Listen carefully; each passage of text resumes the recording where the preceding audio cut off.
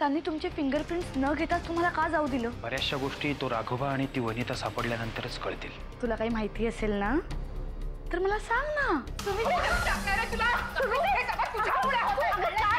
हे बरं आहे, पाहुण्यांना वाट बघायला लावायची आणि यजमानाने स्वतः उशिरा यायचं. नवसाई देवीचं काहीतरी कोप झाला असला पाहिजे. शेवटच्या क्षणी तुम्ही आलात आणि चमत्कार घडवलात. त्या रात्री मी जे काही पाहिलं ना ते सगळं सांगून टाकलं त्यांना.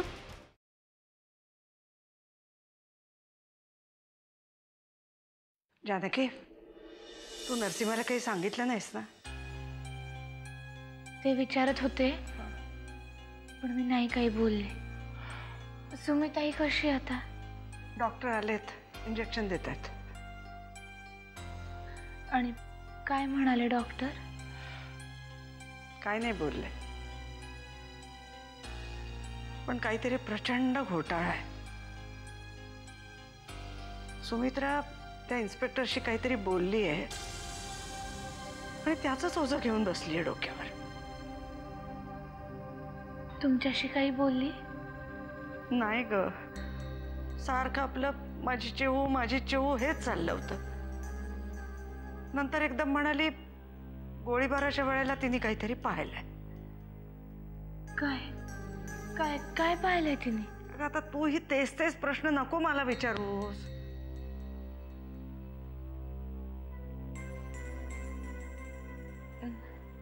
काय झालं डॉक्टर? सगळं ठीक आहे ना? तसं नाही म्हणता येणार, कारण त्या प्रचंड मानसिक तणावाखाली आहेत. मी त्यांना एक सिडेटिव्हचं इंजेक्शन दिलं आहे, त्यामुळे त्यांना काही काळ शांत झोप लागेल, पण नंतर त्यांची खूप जास्त काळजी घेण्याची गरज आहे. आणखीन आमच्याकडून आम्ही काय करू शकतो असं? माझ्या मते तुम्ही एखाद्या सायकियाट्रिस्टचं ओपिनियन घ्यावं. म्हणजे? मानसोपचार तज्ज्ञ. ठीक आहे, काही हरकत नाही, मीच एखादा सायकियाट्रिस्ट रेफर करतो. ठीक आहे, येतो मी, डोंट वरी.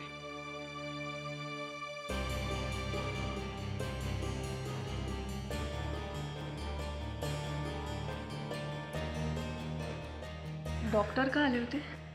मिसेस किल्लेदार सगळं ठीक आहे ना? हा, मी सोडून सगळं काही ठीक आहे. म्हणजे? अगं म्हणजे आता 70ला नाही का पोचले मी, त्याच्यामुळे औषधं आणि इंजेक्शन याच्यावरच तर जगते. त्यातून हा आमचा डॉक्टर एक दिवस काही खाडा करत नाही बघ. चला ना आपण जेवायला बसू. या या अमृता, बसा. वाकणीसांना फोन कर, त्यांना म्हणावं, नाही तर नको, त्यांना म्हणून ताबडतोब इथे बोलवलंय, माझं काम आहे त्यांच्याकडे. ठीक आहे.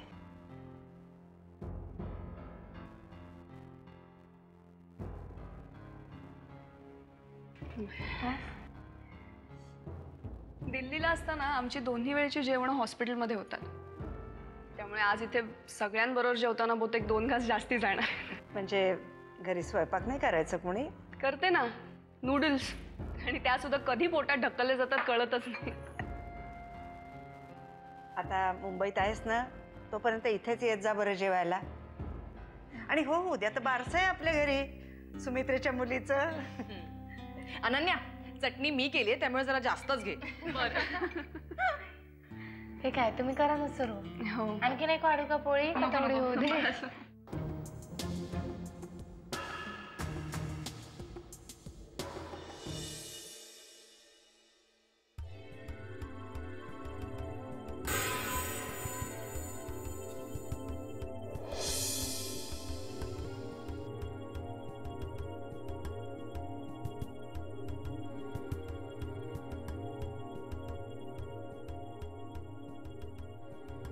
तुम्ही इथे पाळण्याजवळ काय करताय? काय करते म्हणजे काय? माझ्या पुतणीला बघायला आले. चालेल ना? नाही चालणार, तुम्ही तुमच्या खोलीत जा.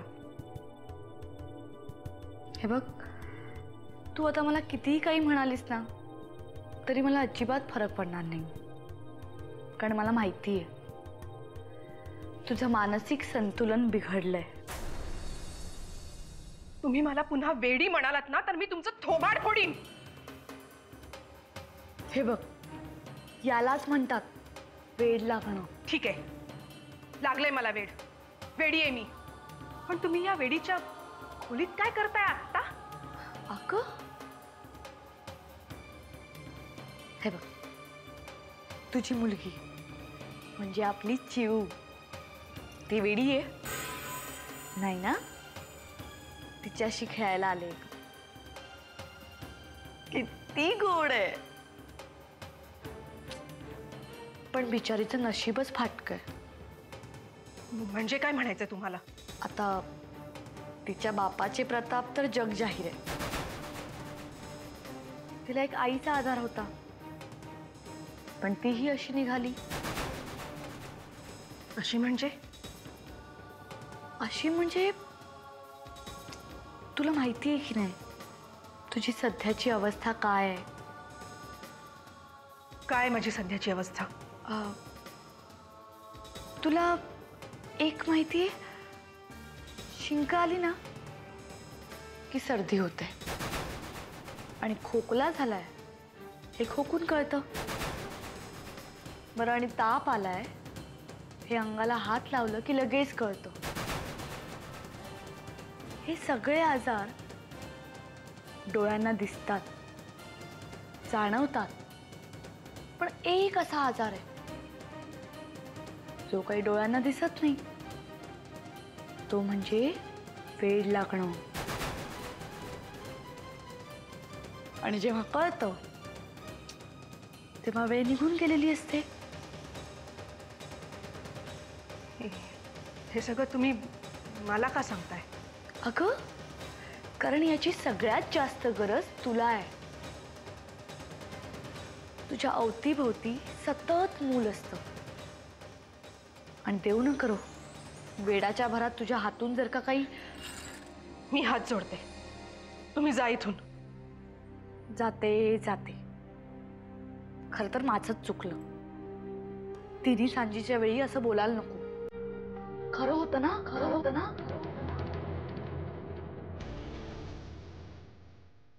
पण तू काळजी नको करूस. स्वतःला जग आणि चिवलाही जग.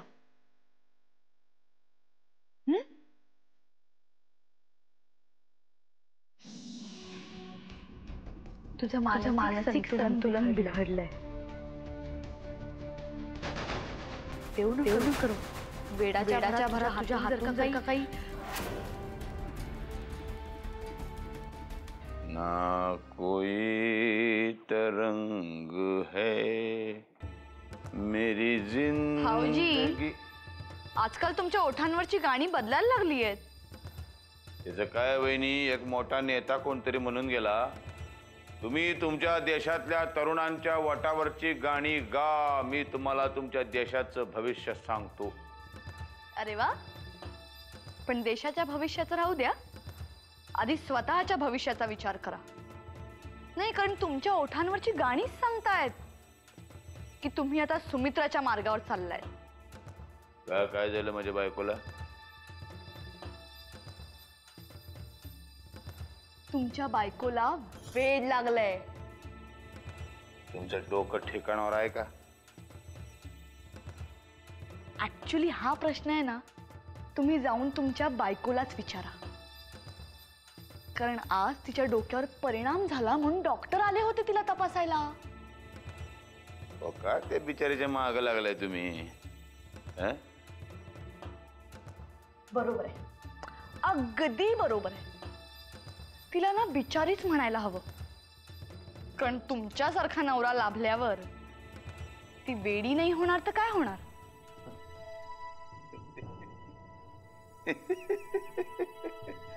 काय वहिनी, तुमचं आमचं बघा एकदम शेम टू शेम. तुम्ही तुमच्या नवऱ्याला बेवडा केला, मी माझ्या बायकोला वेडी केली. शेम टू शेम.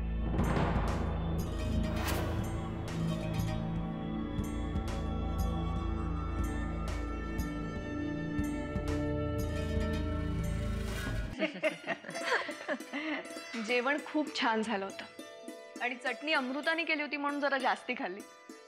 नाही हा, पण जरा जास्तच तिखट झाली होती. पण खूप मजा आली. अनन्या, घरी कोण कोण आहे तुझ्या? मी आणि माझे बाबा. बस. एवढंच कुटुंब तुमचं? हो, मी लहान असतानाच माझी आई गेली. त्यानंतर माझे बाबाच माझी आई आणि बाबा झाले. माझ्यासाठी त्यांनी दुसरं लग्न सुद्धा केलं नाही. पण तुझ्या लग्नाचं काय? नाही म्हणजे मी असं ठरवलंय की यायला काय डोकं बिकं फिरलं काय बाईंचं? काय बडबडते? हा परशू, नरसिंहाचा धाकटा भाऊ. आणि ही अनन्या, डॉक्टर अनन्या वाडेकर.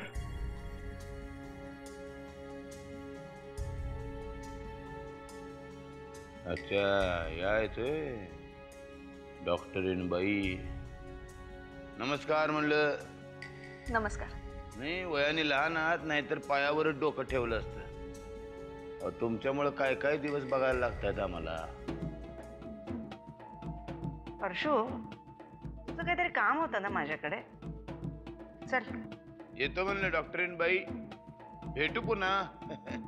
नाही, मृत्यूच्या दाढेतनं माणसानं कसं परत आणायचं ही कला आम्हाला पण शिकवा की जरा. येतो. चला आत्याबाई. येते. हा, चल.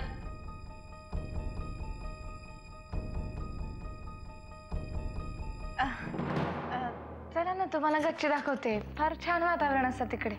नाही नको, मी निघते आता. And it was a wonderful evening. Thanks a lot. एवढ्या गोड आवाजात थँक्स म्हणणार असाल ना तर रोज येत जा. खरं सांगू, तुम्ही खूप लकी आहात. तुम्ही सगळेजण रोज एकत्र जेवता. पण तुमचे बाबा असतात ना तुमच्या बरोबर? ते सुद्धा डॉक्टरच आहेत. त्यामुळे we are sailing in the same boat. म्हणजे ते सुद्धा घरी क्वचितच असतात. मला वाटतं आम्ही एकत्र जेवल्याला 1 वर्ष झालं असेल. बहुतेक मागच्या मे महिन्यात आम्ही एकत्र जेवलो होतो. आणि त्या दिवशी सुद्धा ते लवकर कसे घरी आले मला माहिती नाही. पण मुंबईला आलं ना की खूप बरं वाटतं मला. मग तुम्ही मुंबईलाच का नाही येऊन राहत? एवढं सगळं सोपं नाहीये. एनिवे, मी निघते आता. आणि परत नक्की या. नक्कीच, नक्की येईन मी. चला येते. चला, मी सोडायला येते.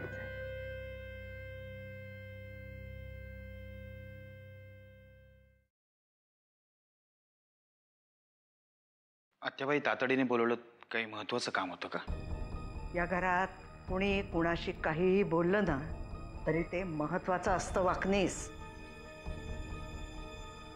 गेल्या कित्येक वर्षात घडल्या नव्हत्या अशा घटना गेल्या काही दिवसात घडतात.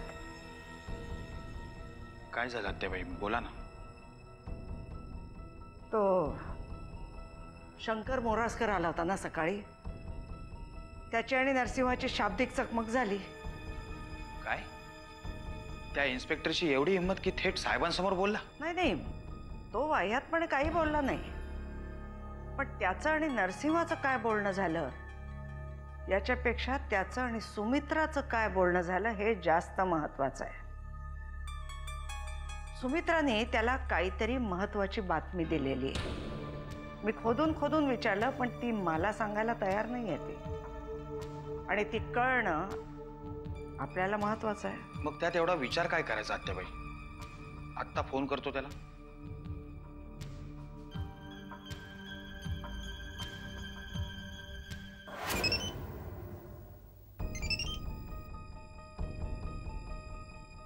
नमस्कार वाकनीस साहेब, बोला. तमाशा तुम्ही करून गेलात मोरासकर साहेब, त्यामुळे तुम्ही बोलायचं. मला वाटलंच होतं तुमचा फोन येणार म्हणून. सुमित्रा वहिनी साहेबांशी तुम्ही काय बोललात? माफ करा, ती माहिती आम्ही तुम्हाला नाही देऊ शकत. Good night.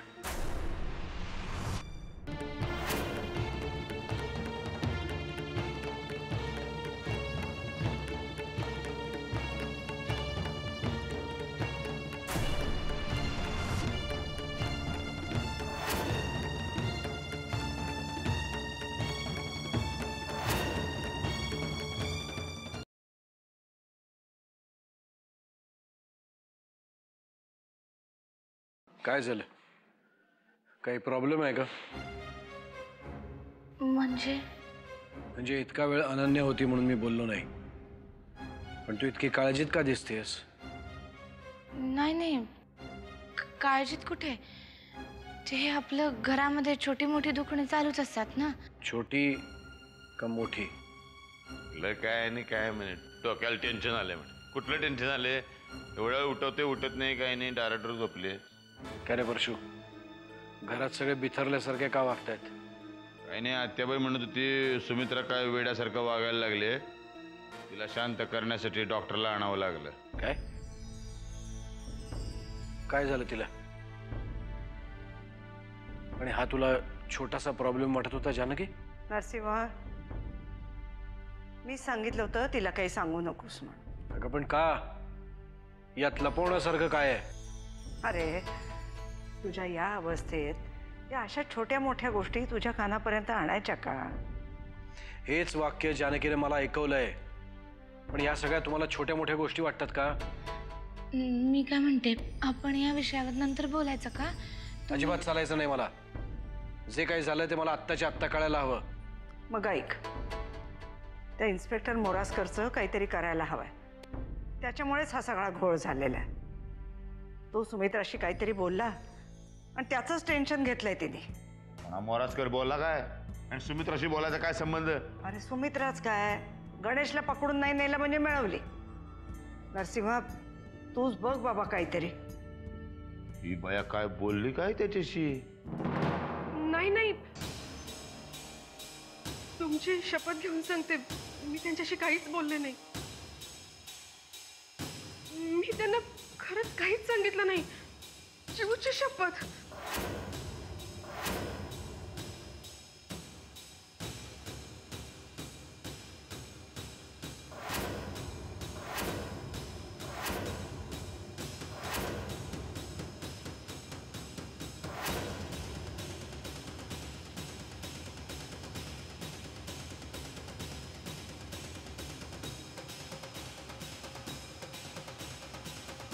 आता मला सांग, काय झालंय? एवढा कसला ताण आलाय डोक्यावर? मी काहीच नाही सांगितलेलं. पण सगळेजण तिलाच का प्रश्न विचारतायत? आधीच ती घाबरली. चल सुमिताई, आपण आज जाऊ. थांब जानकी, सगळे आहेत ना इथे, सगळ्यांच्या समोरच काय ते होऊन जाते. सुमित्रा, काय विचारलं त्याने तुला? पण त्यात तिचा काय दोष आहे?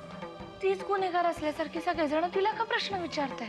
अगं तिचा दोष नसेलही, तरीही इन्स्पेक्टर तिला बोलायला भाग पाडेल. पाडेल नाही, पाडले.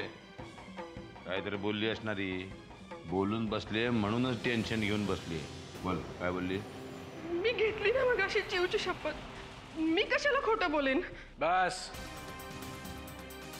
बस झालं सगळ्यांचं इन्व्हेस्टिगेशन. सुमित्रा, तू हवं तर खोलीत जाऊन झोप. वाटलंच तर उद्याचं बारसं आपण पोस्टपोन करू. नको, पोस्टपोन नको करायला. मला एकदम बरं वाटतंय. जीवची शपथ घेऊन सांगते मी. का सारखी शपथ घेतेस? कोणी खात नाहीये तुला इथे. जा बरं, जा तू विश्रांती घे.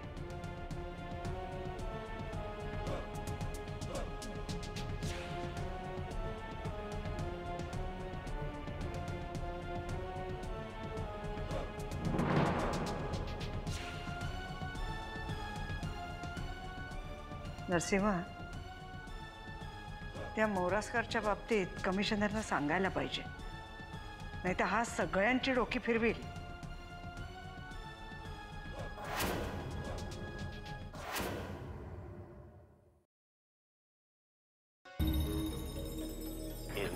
माशे उठ उठ. माईला झोपायचं नाटक करू नको. बोल, त्या इन्स्पेक्टरला काय बोलली तू? त्या माईला तुझ्या ह्या उशीनं दाबून टाकून तुला साफ ठार मारी. उठ. मी पाया पडते तुमच्या. तुम्ही ना मला मारूनच टाका. जगण्याची इच्छाच नाहीये माझी. जगण्याची लायक आहे काय तुझी? साला सदा मुलगा नाही देऊ शकत तू? पुढच्या वेळी आपल्याला नक्की मुलगा होईल. आयुष्यात कसला संबंधच ठेवायचा नाही ग तुझ्या बरोबर मला.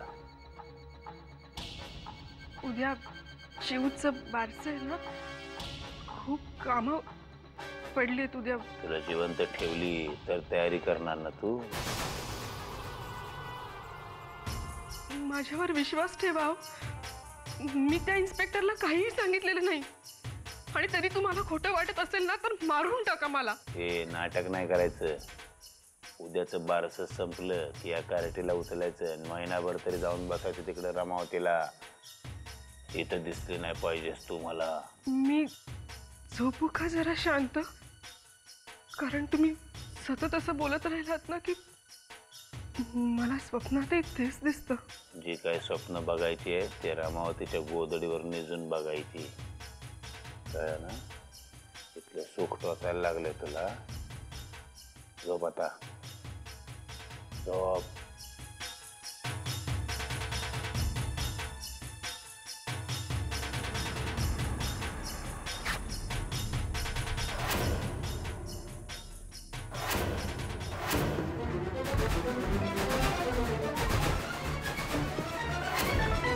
नमस्कार सर. आय एम सॉरी मी तुम्हाला एवढ्या रात्री त्रास देतोय, पण माहितीच तेवढी महत्त्वाची मिळाली आहे.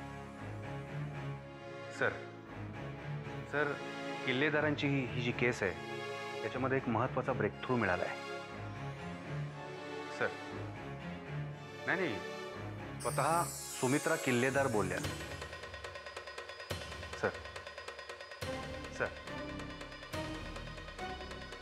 ठीक आहे, उद्या अटक करूया त्यांना. पण जर वरून काही दबाव आला तर. Okay sir. Thank you sir. Good night.